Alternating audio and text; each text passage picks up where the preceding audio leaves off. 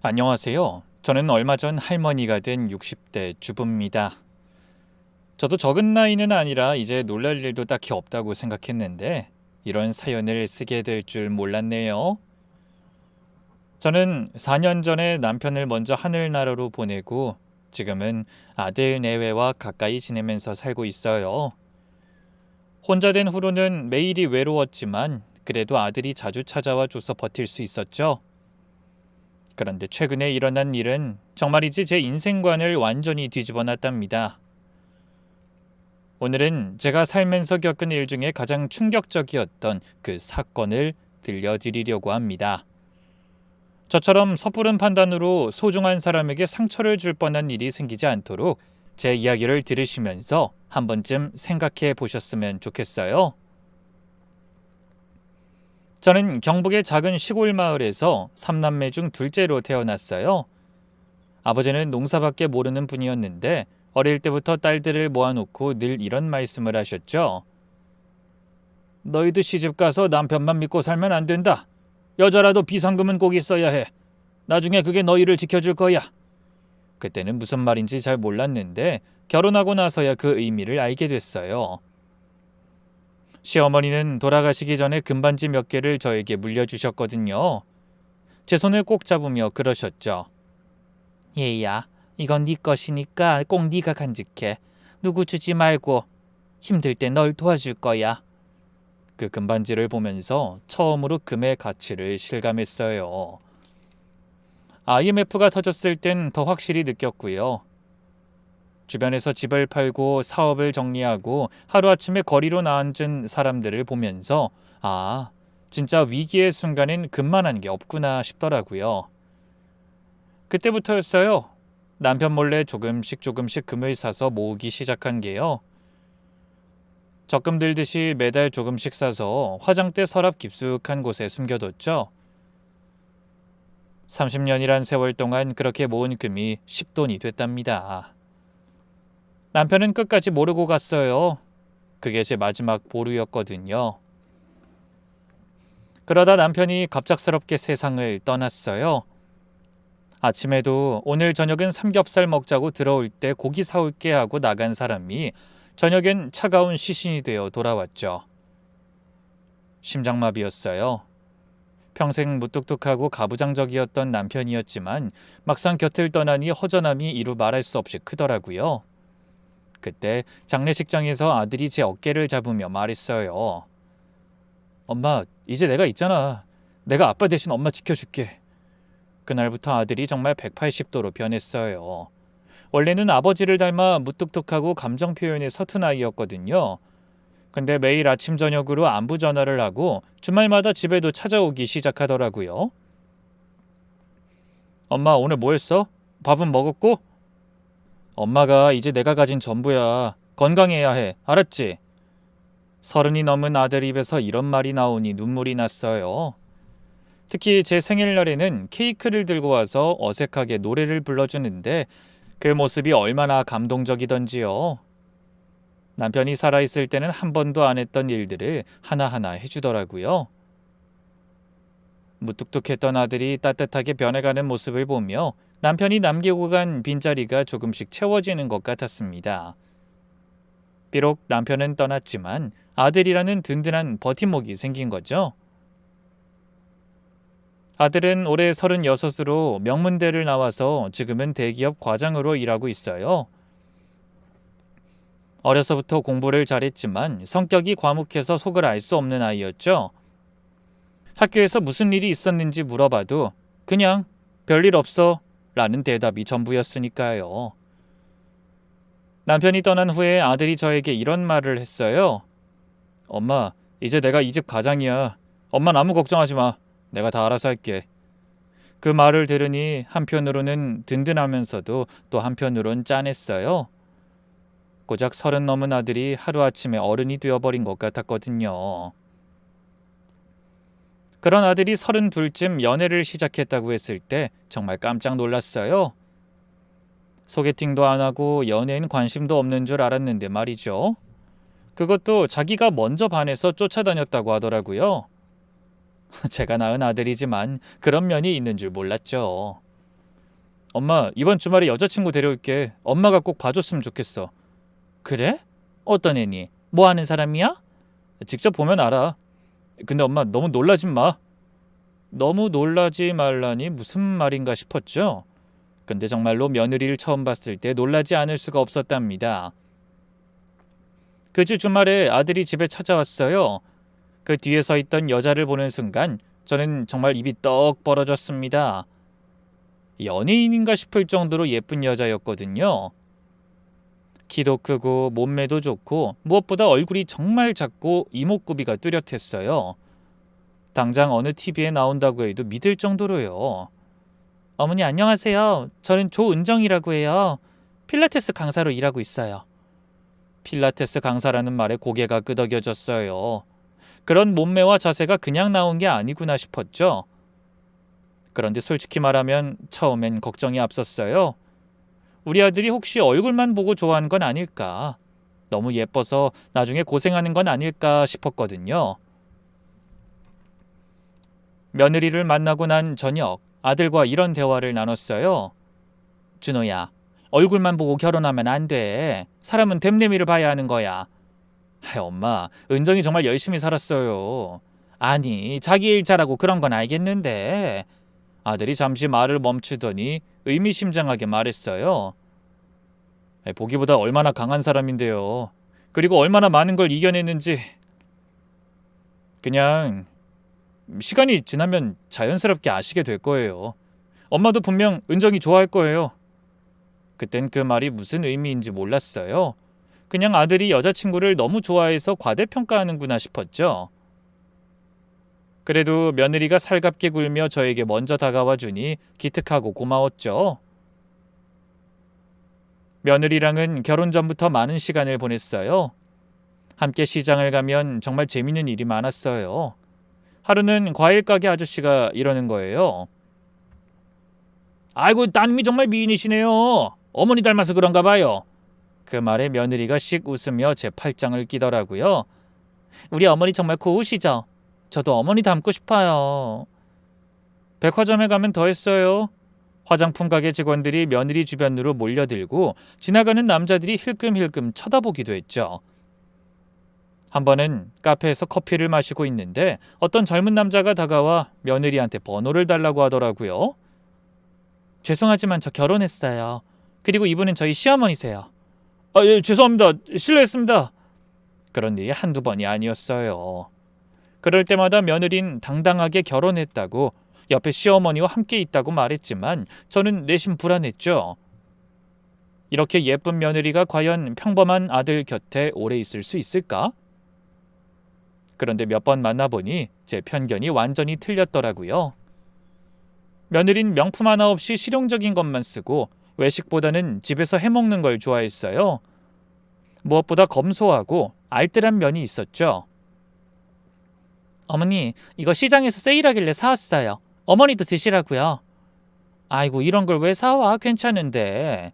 제가 먹고 싶어서 산 거예요. 같이 먹어요. 그런데 딱 한 가지, 이상한 건 며느리가 과거 얘기만 꺼내면 항상 말을 돌린다는 거였어요. 학창시절 얘기를 물어보면 별로 재미있는 것도 없다면서 피하고 평범하게 보냈다는 것 말고는 뭐 자세한 이야기가 없더라고요. 그리고 요즘 젊은 애들답지 않게 SNS도 안 하고 사진 찍는 것도 극도로 싫어했어요. 며느리, 우리 가족 사진 한 장 찍을까? 어머니, 저 사진 찍으면 잘 안 나와요. 다음에요. 더 이상한 건 아들 집에 TV가 없다는 거였어요. 신혼집에 가면 대형 TV부터 사는 게 요즘 젊은 부부들인데 우리 아들 집에는 TV가 아예 없었죠. 아이고, 너희는 집에서 뭐하고 사니? TV도 없고 너무 심심해. 어머니, 저흰 TV 안 봐요. 조용한 게 좋아요. 아이, 그래도 그렇지. 내가 사줄게. 큰 걸로 하나 장만하자. 어머니, 정말 괜찮아요. 전 TV 소리가 싫어요. 집에선 조용히 있고 싶어요. 며느리가 그렇게 완강하게 거부하니 이상했어요. 뭐 나중에 아들한테 따로 물어봤죠. 준호야, 정말 TV 없이 살아도 괜찮아? 사람이 뉴스라도 봐야지. 은정이가 싫어해요. 저도 핸드폰으로 보면 되고요. 아이, 그래도 TV 하나쯤은 있어야 하는 거 아니야? 엄마, 은정이가 싫다는데 어쩌겠어요. 뭐 살다 보니까 별로 불편하지도 않고요. 아들도 며느리 편을 드니 할 말이 없었지만 뭔가 석연치 않았어요. TV를 그렇게까지 싫어하는 사람이 있나? 혹시 TV에 나오면 안 되는 이유라도 있는 건가? 그래도 그때는 그냥 수줍음이 많고 특이한 성격이려니 했는데 지금 생각해보면 다 이유가 있었던 거예요. 결혼 첫 해, 며느린 정말 살뜰한 아이였어요. 결혼 전보다 저에게 더 잘하려고 하는 모습이 눈에 보였죠. 매주 주말마다 찾아와서 집안일도 다 도와주고 필라테스 강사답게 제 운동까지 신경 써서 봐주더군요. 어머니, 이 동작은 허리에 좋아요. 천천히 호흡하면서 따라해보세요. 아이고, 내가 이 나이에 무슨 운동이야. 나이 들수록 운동해야 해요. 제가 일주일에 한 번씩 봐드릴게요. 다행히 아들도 결혼 후부터 더 밝아졌어요. 퇴근하면서 며느리를 위해 꽃을 사오고 주말엔 둘이서 데이트도 하고요. 그런 아들의 모습을 보면서 저도 행복했죠. 남편이 떠난 후 처음으로 집에 웃음꽃이 피었거든요. 그리고 명절 때는 새벽같이 와서 전 부치는 것부터 도와줬어요. 다른 집 며느리들은 명절이 싫다고 하는데 며느린 항상 웃는 얼굴로 일찍부터 와서 일을 했죠. 그래서 친척 어른들도 모두 며느리를 정말 좋아했어요. 연예인 같다면서 부러워하기도 했고 우리 아들한테 복이 많다고도 했죠. 저도 정말 복받았다고 생각했어요.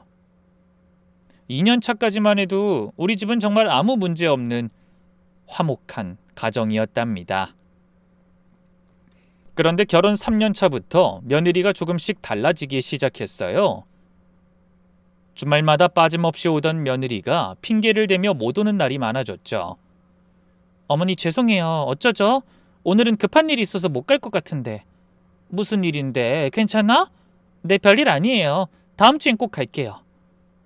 처음엔 필라테스 수업이 늘어서 그런가 싶었어요.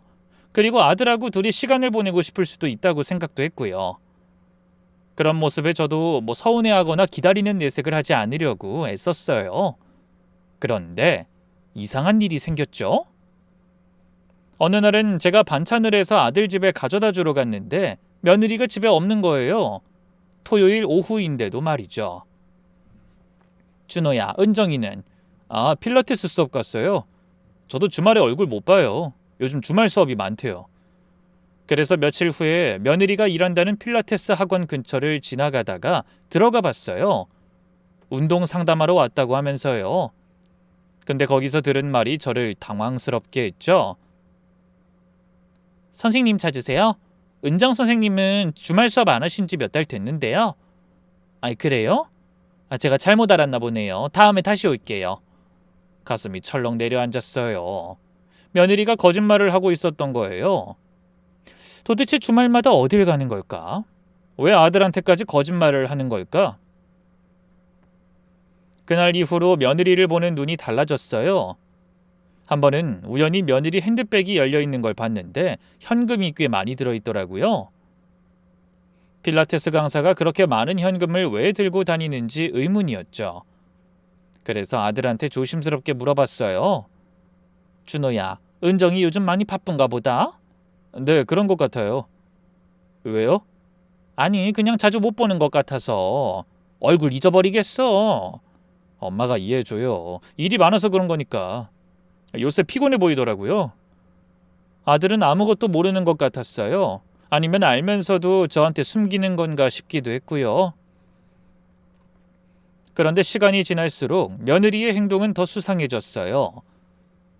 외출하고 돌아올 때마다 표정이 어둡고 가끔은 눈이 부어있기도 했죠. 얘, 너 무슨 일 있어? 얼굴이 안 좋아 보이는데. 아니에요, 어머니. 괜찮아요. 혹시 준호가 뭐 잘못했어? 둘이 싸웠니? 아니에요. 정말 아무 일 없어요. 하지만 분명 뭔가 있었어요. 무언가 곧 일이 터질 것 같은 느낌이 들었죠. 그러다 그 일이 생기고 말았죠. 그날은 남편 기일을 앞둔 날이었어요. 제사 준비를 하려고 화장대 서랍을 열었죠. 제사상에 올릴 돈을 준비하려고요. 그런데 습관적으로 금괴를 확인하는 순간 온몸에 소름이 돋았어요. 10돈이어야 할 금괴가 8돈밖에 없는 거예요. 처음엔 제 눈을 의심했어요. 아니, 내가 잘못 센 건가? 몇 번을 다시 세어봐도 8돈이었어요. 손이 떨리기 시작했죠. 30년 동안 한 푼 두 푼 모아서 산 금인데 발이 달린 것도 아니고 감쪽같이 사라진 거예요. 누가 가져갔지? 설마 집에 도둑이 들었나? 그때부터 집안을 샅샅이 뒤졌어요. 혹시 깜빡하고 다른 곳에 옮겨놨을 수도 있다고 생각했거든요. 옷장, 이불장, 부엌 찬장, 심지어 김치 냉장고까지 다 뒤졌지만 없었어요. 그날 밤 저는 한숨도 못 잤어요. 우리 집에 드나드는 사람이 누가 있지? 아들, 며느리, 가끔 오는 친구, 그게 전부였어요. 친구는 1년에 한두 번 올까 말까 하니까 제외해도 그만이었고 아들이 가져갈 리는 없고요. 그럼 남은 건 한 사람이었죠.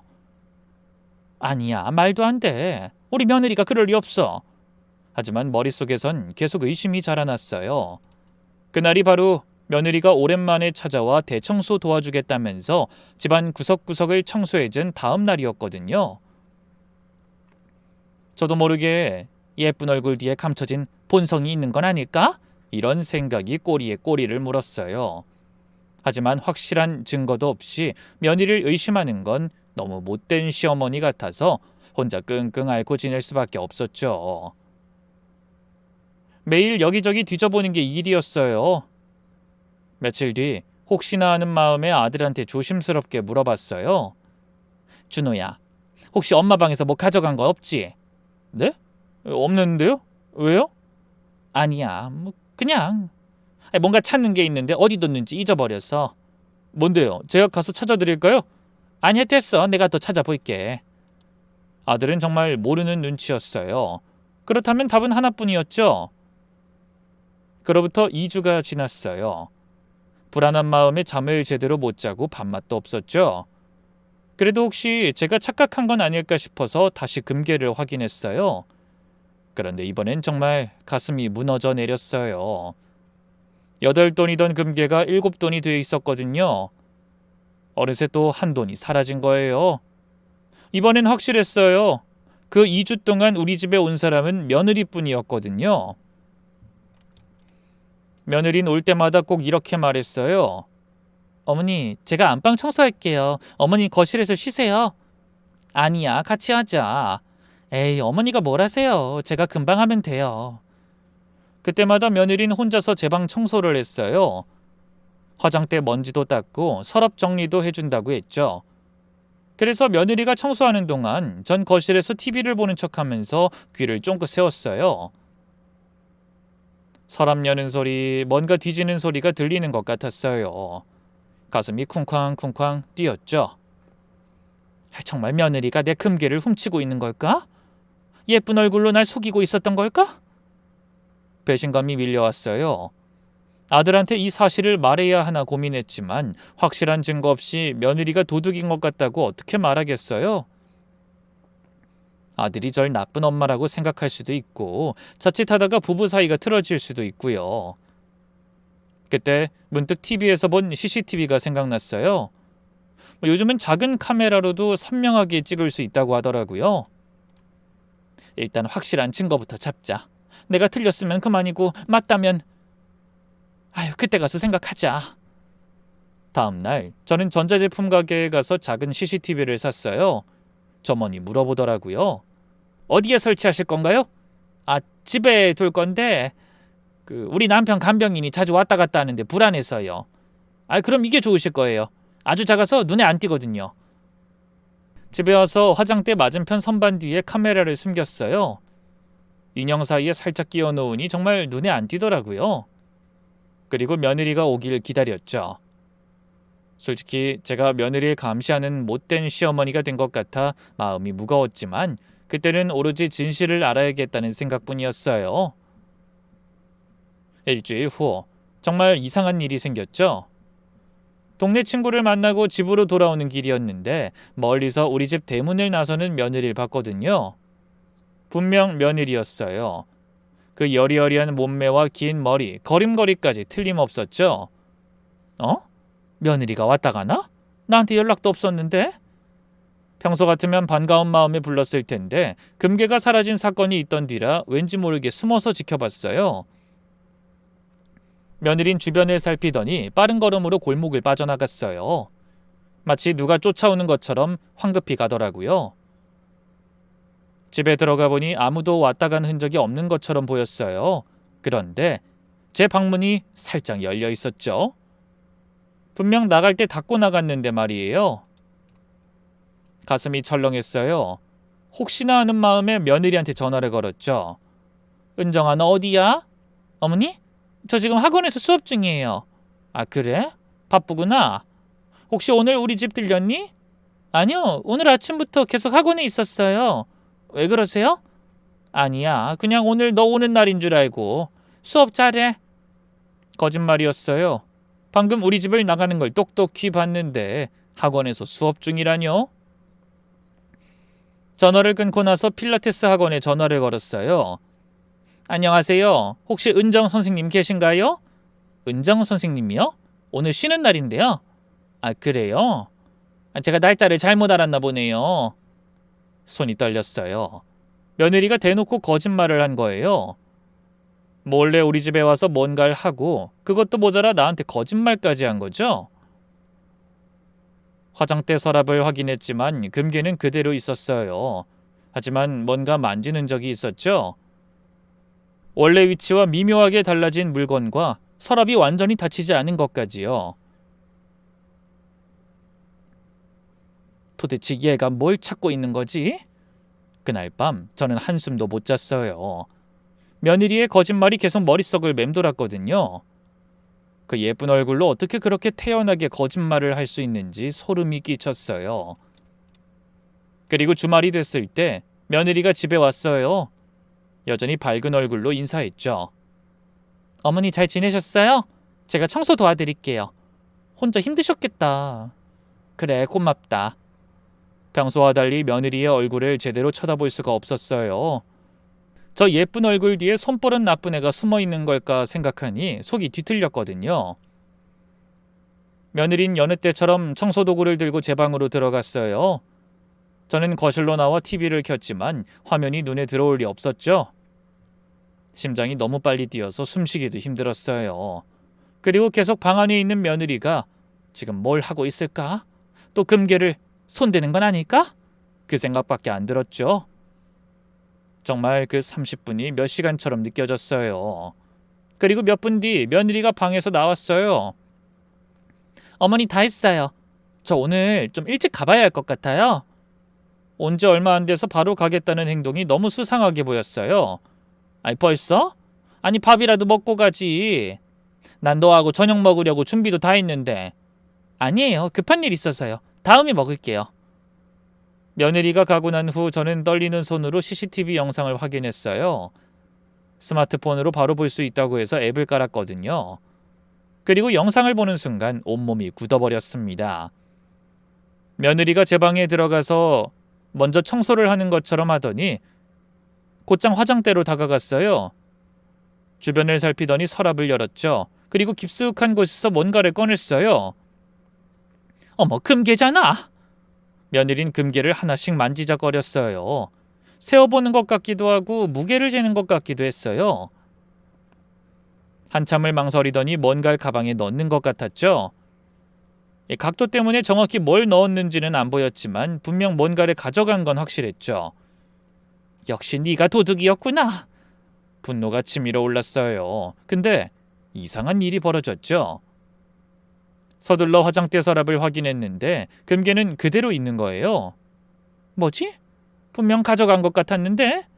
그리고 다시 영상을 돌려봤어요. 자세히 보니 며느리가 금괴 옆에 있던 작은 보석함을 가방에 넣는 것 같았어요. 그 보석함은 며느리가 결혼할 때 폐물 갖고 있는 게 너무 부담스럽다면서 저한테 보관해달라고 맡긴 거였거든요. 그때부터 의문은 더 깊어졌어요. 그리고 며칠 후 더 이상한 일이 생겼죠. 며느리가 장을 보러 간다고 해서 같이 갔는데 마트에서 계산할 때 며느리 가방이 열렸어요. 그 안에서 뭔가 떨어졌는데 바로 전당포 영수증이었어요.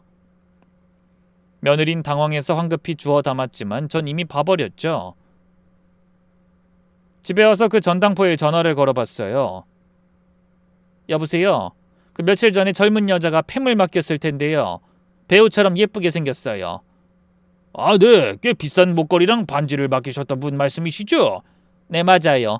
얼마나 받아갔어요? 개인정보라 말씀드릴 수는 없는데 혹시 가족이세요? 네, 엄마예요.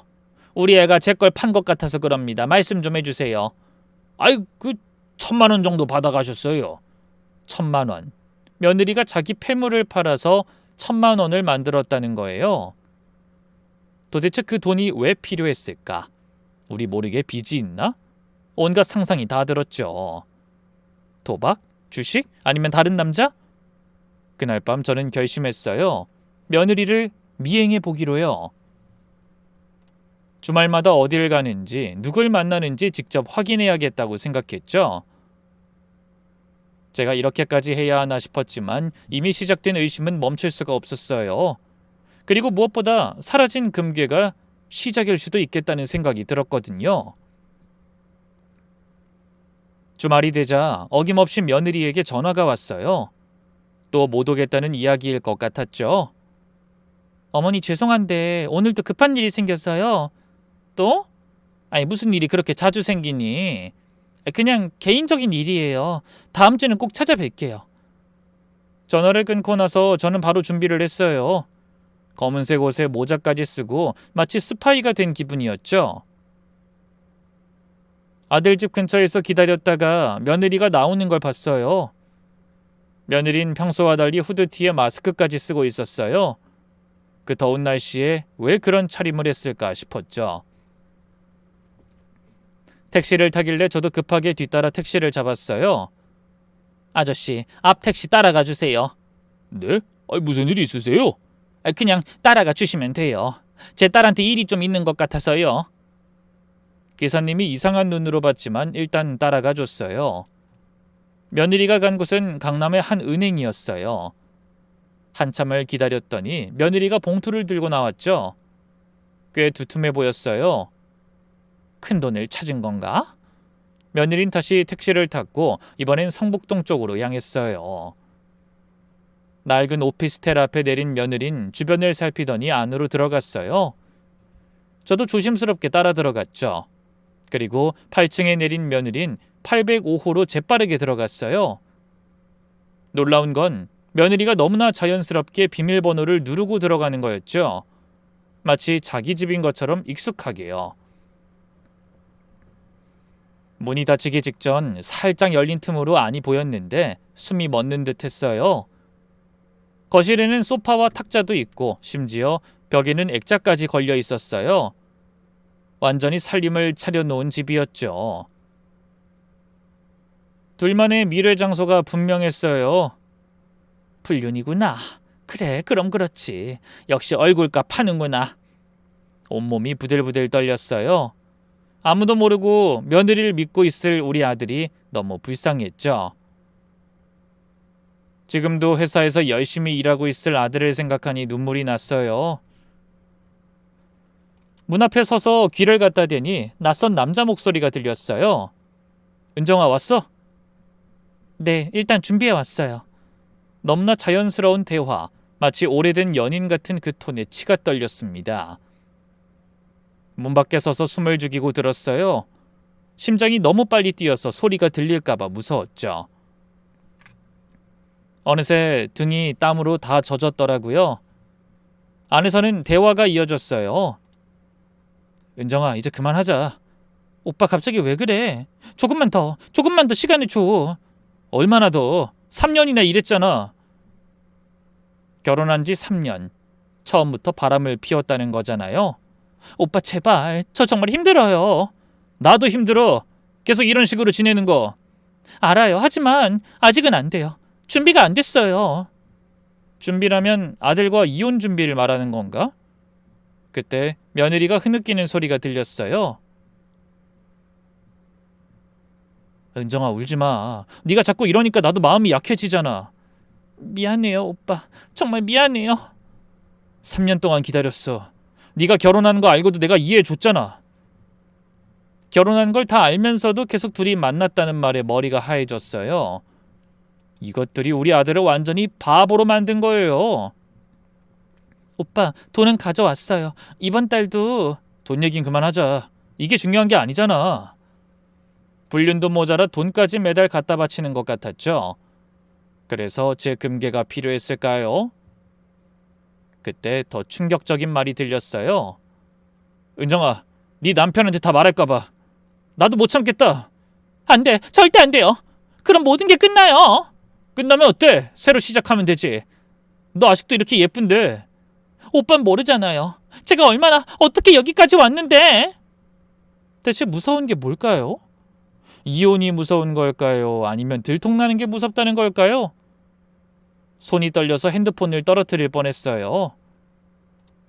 아들에게 당장 전화해서 와보라고 해야 하나, 아니면 문을 박차고 들어가야 하나, 별별 생각이 다 들었어요. 그때 며느리가 나오는 소리가 들렸죠. 황급히 복도 끝 비상구로 숨었죠. 며느린 빨간 눈으로 나와서 엘리베이터를 탔어요. 저는 다시 805 앞으로 갔죠. 문은 아직 열려 있었고 안에서 남자가 한숨 쉬는 소리가 들렸죠. 아유, 은정아, 언제까지 이래야 하는 거야. 그 목소리에는 짙은 피로감이 묻어 있었어요. 오래된 불륜 관계의 권태감 같은 거였죠. 그날 밤 며느리의 불륜을 확신했지만 확실한 증거가 필요했어요. 아들에게 말하려면 반박할 수 없는 증거가 있어야겠다는 생각이 들었죠. 고민 끝에 조카에게 전화했어요. 지은아, 이모야. 너한테 부탁할 게 있는데 아무도 모르게 좀 도와줄래? 네, 이모. 무슨 일이세요? 다음 주 토요일에 시간 있니? 이모랑 같이 가줄 데가 있어. 그렇게 토요일이 됐어요. 며느린 역시나 급한 일이 있다며 나갔죠. 저는 조카와 함께 그 오피스텔로 향했어요. 조카는 가는 내내 궁금한 게 많은 눈치였죠. 이모, 여기가 어디예요? 설마. 조용히 따라와. 곧 알게 될 거야. 그렇게 805호 앞에 도착했어요. 안에서 또 두 사람의 대화 소리가 들렸죠. 은정아, 이 사진들 진짜 정리 안 하고 싶어? 며느리가 울먹이는 목소리로 대답했어요. 정리하고 싶어요. 정말 다 없애버리고 싶어. 그럼 결정해. 언제까지 이렇게 할 건지. 예정을 생각해서 너 많이 봐주는 거야. 모르겠어요. 정말 모르겠어요. 저도 더는 힘들어요. 같이 대화를 듣고 있던 조카가 제 팔을 잡으며 속삭였어요. 이모, 뭔가 이상해요. 불륜이라고 하기엔 좀 이상한데? 하지만 전 분노로 눈이 멀어 있었어요. 금괴를 훔친 것도 모자라 아들을 속여온 며느리가 너무 밉고 원망스러웠죠. 은정아, 네 남편이 이 사실 알면 참 재밌겠다. 안 돼요. 제발. 그것만은 안 돼요. 차라리 죽는 게 나아요. 더는 참을 수 없었어요. 제가 문을 두드렸죠. 문 열어! 오늘 그냥 끝장을 다 내버리자. 그래, 문 열라고! 아니, 조용해졌어요. 그러다 문이 벌컥 열렸고 눈이 빨갛게 부은 며느리가 나타났어요. 그런데 제가 생각한 며느리 모습과는 전혀 다른 모습이었죠. 얼굴은 눈물로 얼룩져 있었어요. 절 보자마자 며느리의 얼굴이 하얗게 질렸어요. 어머니? 너 이게 다 뭐야? 설명해봐! 그때 안에서 30대 후반의 남자가 나왔어요. 번들거리는 머리에 비싼 옷차림, 한눈에 봐도 건달 같은 인상이었죠. 누구세요? 아, 시어머니? 딱 걸렸네. 어쩌냐? 그 남자는 비웃듯이 말했어요. 조금도 당황한 기색이 없었죠. 야, 은정아, 시어머니까지 동원한 거야? 그래도 소용없어. 돈 안 주면 내가 이 사진 네 남편 회사에 싹 뿌릴 거거든. 그런데도 괜찮다고 하실지 모르겠네. 저는 그 남자를 밀치고 안으로 들어갔어요. 거실 테이블에 사진들이 널브러져 있었는데 보는 순간 숨이 멎는 듯 했죠. 사진 속에는 아주 어린, 아마 20대 초반의 며느리가 있었거든요. 그 남자랑 어깨동무하고 다정하게 찍은 사진도 여러 장 있었어요. 이게 다 뭐야? 둘이 언제부터 알고 지냈던 사이야? 어? 결혼 전부터 만났어? 제가 떨리는 목소리로 물었어요. 그 남자가 끼어들었죠. 우리요? 10년도 넘었죠? 그게 아니에요. 이 사람 어머니가 생각하는 그런 관계 아니라고요. 며느리가 외쳤어요. 하지만 제 귀엔 며느리의 말도 다 변명처럼 들렸죠. 그럼 뭔데? 너 여태 우리 아들 속인 거야? 뒤에서 다른 놈하고 만나고 있었으면서? 제가 며느리에게 달려들려는 순간 뒤에서 익숙한 목소리가 들렸어요. 엄마? 돌아보니 아들이 서 있었죠. 준호야? 네가 어떻게 여길... 아들의 표정은 침착했지만 어딘가 슬퍼 보였어요. 진정하세요, 엄마. 불륜 아니에요. 아들의 첫마디에 저는 멈칫했어요. 뭐? 그럼 이게 뭐야? 너 설마 알고 있었어? 네, 은정이 협박받고 있었어요. 10년 전부터요. 전 여전히 이해가 안 됐어요. 며느리를 노려보며 말했죠. 똑바로 말해. 우리 속일 생각 말고. 3년 동안 결혼하고도 계속 만났다고 들었어. 그때 남자가 비웃으며 말했죠. 야, 은정아 어떡하냐? 좋아, 뭐 다 같이 있으니 편하네. 자, 이 사진들 보세요. 그 남자가 테이블 위에 사진들을 흩뿌렸어요. 저는 그 사진들을 보고 숨이 멎을 것 같았죠. 아주 어린 며느리가 반짝이는 무대 의상을 입고 있었고 어떤 사진에서는 중년 남자가 며느리를 껴안고 있었어요. 술에 취해 쓰러진 듯한 모습, 노래방에서 남자 무릎에 앉아있는 것처럼 보이는 사진들. 이게 다 뭐야? 아들이 차분하게 말했어요. 은정이 10년 전 아이돌 연습생이었어요. 17살부터 5년간 연습했죠. 그리고 이 남자는 당시 은정이 매니저였고요. 그 남자가 억울하다는 듯 오기에 가득한 목소리로 이 말을 했어요. 매니저? 난 은정이 스타로 만들어주려고 5년을 투자한 사람이야. 근데 이 여자가 배은망덕하게 갑자기 사라졌다고. 그 입 닫아! 한마디만 더 해봐. 그 입 찢어버리기 전에 가만히 있어. 아들이 처음으로 소리를 질렀어요. 저는 아들이 그렇게 화내는 걸 처음 봤죠. 당신이 투자? 당신 소속사 대표와 짜고 은정이 성추행하려 했잖아요. 거부하니까 이런 사진 찍어서 10년 동안 협박한 거고 내가 모를 줄 알아? 그 말에 며느리가 힘이 풀리는지 무릎을 꿇고 울면서 말했어요. 어머니 죄송해요. 저는 정말 아무 잘못도 없어요. 그 남자가 또 비웃었어요. 잘못이 없다고? 이 사진 봐. 네가 대표님이랑 뭐 하는 것 같아? 그때 전 술에 취해 있었잖아요. 당신이 회식 때 억지로 먹인 거잖아요. 며느리의 절규가 이어졌어요. 22살에 데뷔를 앞두고 있었어요. 5년을 새벽부터 밤까지 연습만 했어요. 근데 하루는 대표가 갑자기 불러서 나랑 잘 지내면 센터 시켜줄게라고. 혼란스러워하는 절 보더니 조카가 팔을 잡으며 말했어요. 이모, 이거 성추행이에요. 언니도 피해자예요. 그제야 저도 상황을 이해하기 시작했어요. 다시 보니 며느린 불륜이 아니라 협박 피해자였던 거예요. 구석에 서 있던 그 남자는 뻔뻔하게 계속 떠들었어요. 피해자? 웃기지 마. 난 은정이한테 기회를 준 거야. 근데 도망쳤잖아. 그리고 3년 전에 우연히 만났는데 와, 결혼까지 하고 평범한 집안 며느리가 됐더라. 그래서 정당한 대가를 받는 거야. 난 쟤한테 투자한 대가로 인생이 바닥을 쳤으니까. 정당한 대가가 뭔데요? 그래서 협박했다는 게 말이 돼요? 조카가 소리쳤어요. 근데 남자는 아랑곳하지 않고 코웃음을 치며 말했죠. 협박? 난 그저 은정이 과거를 알려주겠다고 한 것뿐이야. 이런 사진이 있다는 걸 당신들이 알면 어떻게 될까? 아, 당신 회사에 내가 한번 뿌려볼까 하는데. 그때 아들이 휴대폰을 꺼내며 말했어요. 다 녹음됐습니다. 방금 당신이 한 말 전부요. 그리고 몇 분 뒤 기다렸다는 듯 경찰이 들어와서 그 남자에게 수갑을 채웠어요. 아들이 미리 준비해 놓은 것 같았죠. 공갈 협박 및 성범죄 관련 혐의로 체포합니다. 뭐? 야, 이건 아니지. 야, 은정아, 네가 나한테 이러면 안 되지. 그 남자가 끌려가면서도 계속 소리쳤어요.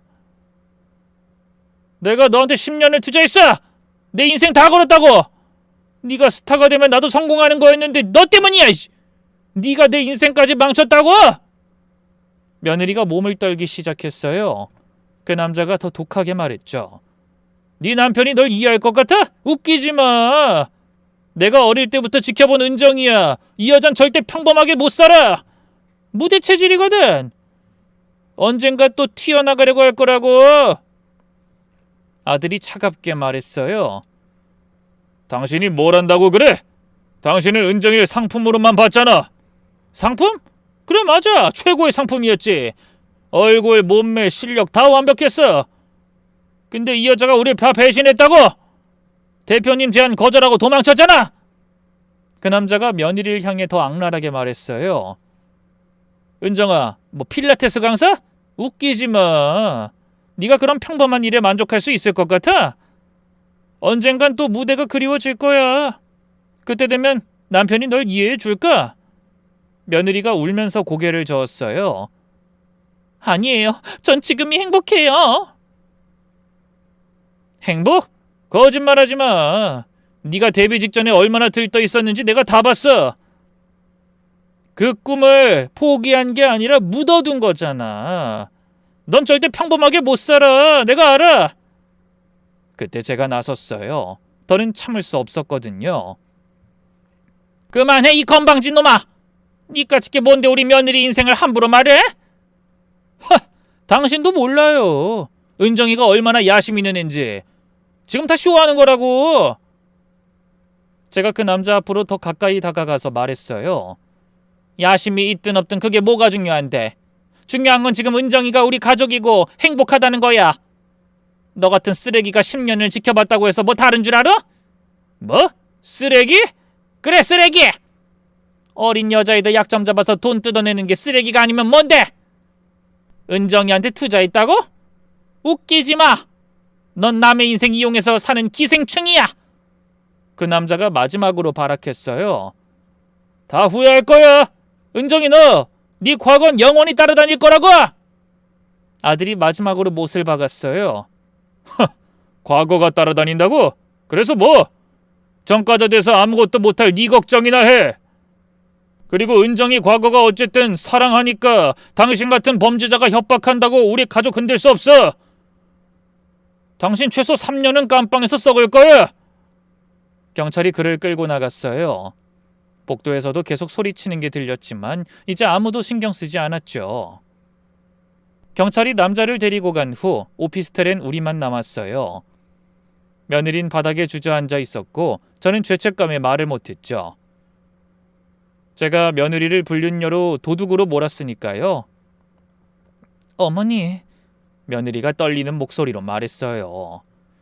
저 정말 10년 동안 지옥 같았어요. 결혼하고 행복했는데 그 남자가 나타나서 남편 회사에 사진 뿌리겠다고 협박했어요. 아들이 설명을 덧붙였어요. 은정이가 처음엔 500만 원 줬대요. 그걸로 끝날 줄 알았는데 계속 요구한 거예요. 다음엔 1000만 원, 또 2000만 원. 끝이라고 하더니 그 돈이 점점 늘어났어요. 그래서 그걸 다 판 거구나. 제가 작게 중얼거렸어요. 그리고 돌아오는 차 안에서 아들이 놀라운 이야기를 꺼냈어요. 엄마, 사실 금괴 이야기를 하자면 실은 제가 잠깐 쓴 거예요. 뭐? 네가 갖다 썼다고? 네, 제가 일부러 가져간 거예요. 그 남자 유인하기 위해서였어요. 아니, 누굴 유인해? 아들의 설명은 이랬어요. 몇 달 전 며느리가 협박받는 걸 알게 된 후 아들은 계획을 세웠대요. 주말이면 수업도 없는데 집을 계속 나가는 며느리를 저도 이상하게 생각했는데 한 집에 사는 아들이 모를 리가 없었겠죠? 그 남자가 은정이한테 계속 돈을 요구하는 걸 알았어요. 그래서 일부러 우리가 돈이 많은 것처럼 행동했죠. 엄마 금괴를 슬쩍 보여주면서 떠벌렸어요. 그래서 그 남자가 욕심을 부리기 시작했어요. 더 큰 돈을 요구하면서 자꾸 만나자고 했죠.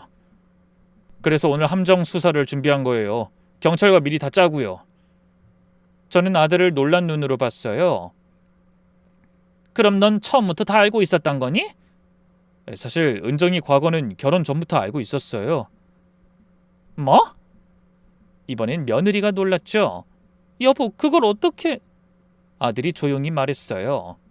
은정이 처음 만났을 때 왜 그렇게 과거를 숨기는지 궁금했어요. 그래서 조사를 좀 했죠. 미안해, 은정아. 하지만 알고도 더 사랑하게 됐어. 내가 결혼해서 이 문제가 생기면 해결해줘야겠다는 생각도 있었고. 진심 어린 말에 며느리의 눈에서 눈물이 흘렀어요. 그걸 다 알면서도 나랑 결혼해 준 거예요? 당연하지. 과거가 뭐가 중요해. 중요한 건 지금의 너잖아. 그리고 네가 얼마나 힘들게 살아왔는지 알게 되니까 더 지켜주고 싶었어. 넌 열심히 산 지밖에 없잖아. 아들이 계속 말했어요. 원래는 내가 조용히 처리하려고 했어요. 변호사 선임하고 그 남자 전과 조사하고 증거 모으고. 근데 은정이가 이렇게까지 협박을 받고 있는 줄 몰라서. 그럼 엄마한테라도 말을 하지. 혼자서 여태 그걸.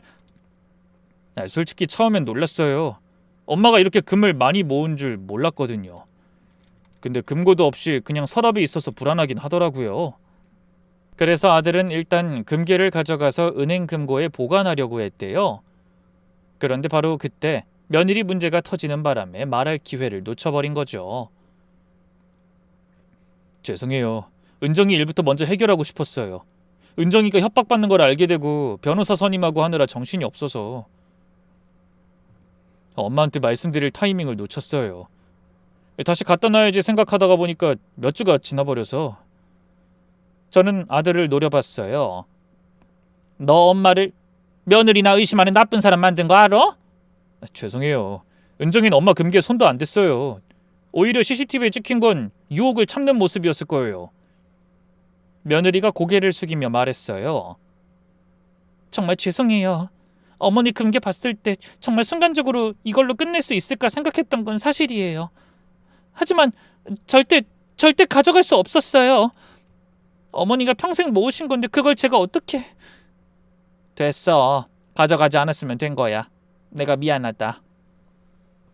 하지만 속으로는 며느리가 더 안쓰러웠어요.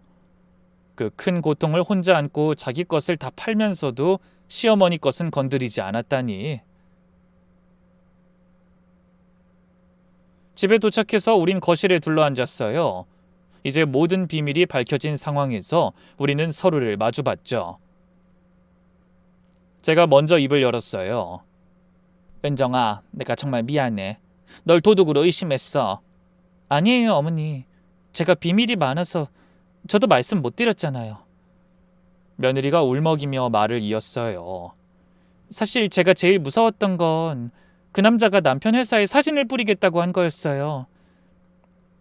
저만 피해가 간다면 견딜 수 있었을 거예요. 하지만 남편이 회사에서 손가락질 받고 승진해서 밀리고 동료들이 수근거리는 걸 상상하니. 아들이 아내의 손을 꼭 잡았어요. 은정아. 어머니, 전 정말 평범하게 사는 게 꿈이었어요. 아침에 일어나서 남편 출근 준비 도와주고 주말엔 시어머니 찾아뵙고 명절엔 온 가족이 모여서 웃고 그런 평범한 일상이 얼마나 소중한지 어머니 덕분에 배웠어요.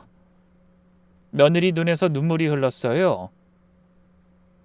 연습생 시절에는 그런 평범함을 무시했어요. 오직 데뷔만 생각했죠. 하지만 어머니를 보면서 깨달았어요. 매일 똑같은 하루를 살면서도 행복해하시는 모습, 작은 일에도 감사하시는 모습, 그게 진짜 행복이구나 싶었어요. 너 그것 때문에 TV 보는 것도 싫었던 거야?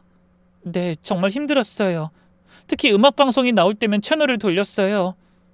제 동기들이 나오거든요. 무대에서 반짝이는 그들 보면서 나도 저기 있었을 수도 있는데 라는 생각이 자꾸 들어서. 어머니가 TV도 없이 너무 조용하다고 할 때마다 죄송했어요. 아니야, 괜찮아. 이제 이해해. 그때 며느리가 무릎을 꿇었어요. 어머니, 제가 다 죄송해요. 이런 과거가 있는데 말도 안 하고 결혼해서. 전 며느리를 일으켜 세웠어요. 아유, 무슨 소리야. 과거가 뭐 중요해. 넌 피해자야. 잘못은 그 나쁜 놈들이 한 거지. 며느리가 고개를 끄덕였어요. 그리고 제가 며느리의 손을 잡아줬죠. 너도 우리 가족이야. 가족끼린 과거가 어떻든 상관없는 거야. 옆에서 우릴 보던 아들이 저와 며느리 손을 동시에 잡으며 말했어요. 이제 다 끝났어. 그놈은 감옥 갈 거고 우린 행복하게 살면 돼. 다음 날 아들이 회사 금고에서 금괴를 가져왔어요. 모두 그대로였죠. 엄마, 이제 제자리에 돌려놓을게요. 그리고 금고 하나 사드릴 테니까 거기 보관하세요. 저는 금괴를 보며 생각했어요. 이 금괴 때문에 하마터면 소중한 가족을 잃을 뻔했구나. 얼마 뒤 며느리가 처음으로 TV 이야기를 먼저 꺼냈어요. 어머니, 이제 TV 사도 돼요. 제가 더 이상 숨지 않을게요. 그래, 큰 걸로 하나 사. 아유, 내 속이 다 시원하네. 며느리가 환하게 웃었어요. 처음으로 보는 진짜 미소였던 것 같아요.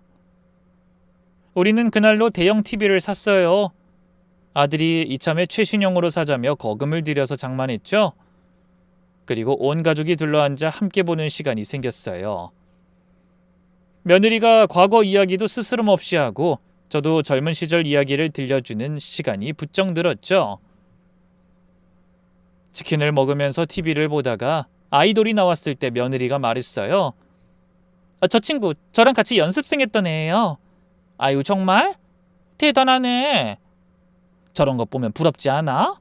아니요. 이런 치킨도 못 먹고 괴로울걸요? 제가 훨씬 낫죠. 그래도 잘 돼서 좋아요.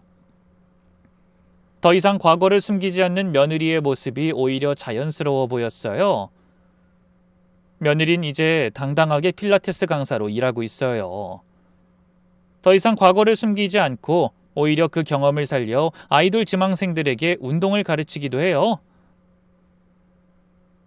며느리의 아픈 과거는 이제 우리 가족 모두가 품어주는 상처가 됐고 그 상처는 서서히 아물어가고 있답니다. 그리고 얼마 전 그 협박범은 징역 4년을 선고받았다고 하더군요. 당시 소속사 대표도 여러 피해자의 고발로 구속됐고요. 며느린 법정에서 증언도 했어요. 더는 두려워하지 않고 용기 있게 맞서는 모습이 정말 자랑스러웠죠. 모든 일이 정리되고 3개월쯤 지났을까요? 며느리가 깜짝 소식을 전했어요. 어머니, 저 임신했어요. 정말? 아이고 세상에. 전 며느리를 꼭 안아줬어요. 이제는 진짜 딸처럼 느껴졌거든요. 아들도 기뻐서 어쩔 줄 몰라 했어요. 그런데 며느리가 걱정스러운 얼굴로 물었죠. 어머니, 혹시 나중에 아이가 커서 제 과거 물어보면 어떡하죠? 뭐 어때? 엄마가 꿈을 향해 열심히 노력했던 멋진 사람이었다고 하면 되지. 정말요? 아이 당연하지. 넌 아무 잘못이 없어. 오히려 자랑스러워해야 할 일이지. 며느린 눈물을 글썽이며 제 손을 잡았어요.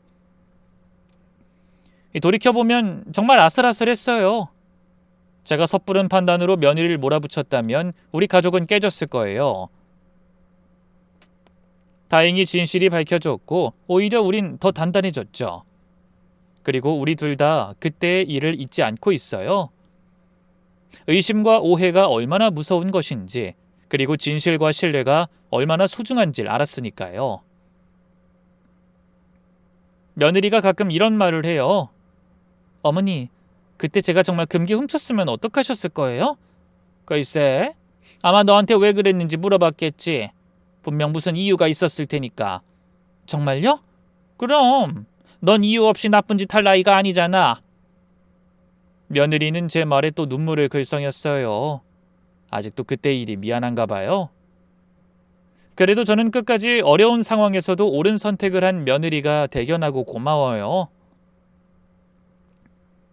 전당포에 맡긴 폐물들은 다 찾아왔어요. 아들과 제가 돈을 모았어요.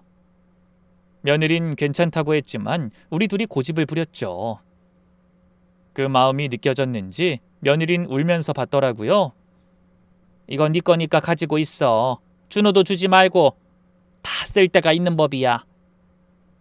그리고 저는 할머니가 됐어요. 손자를 안고 있으면 세상을 다 가진 기분이에요. 할머니, 까꿍, 아유 기분 좋아요. 손자의 맑은 웃음소리를 들으며 생각해요. 그 맑은 눈을 보고 있으면 세상 모든 금괴를 준데도 바꾸고 싶지 않은 행복이 밀려옵니다. 이게 진짜 행복이고 진짜 재산이죠.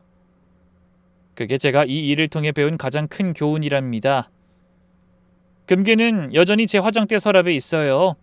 하지만 이젠 그게 그렇게 중요하지 않아요. 진짜 보물은 따로 있다는 걸 알았거든요.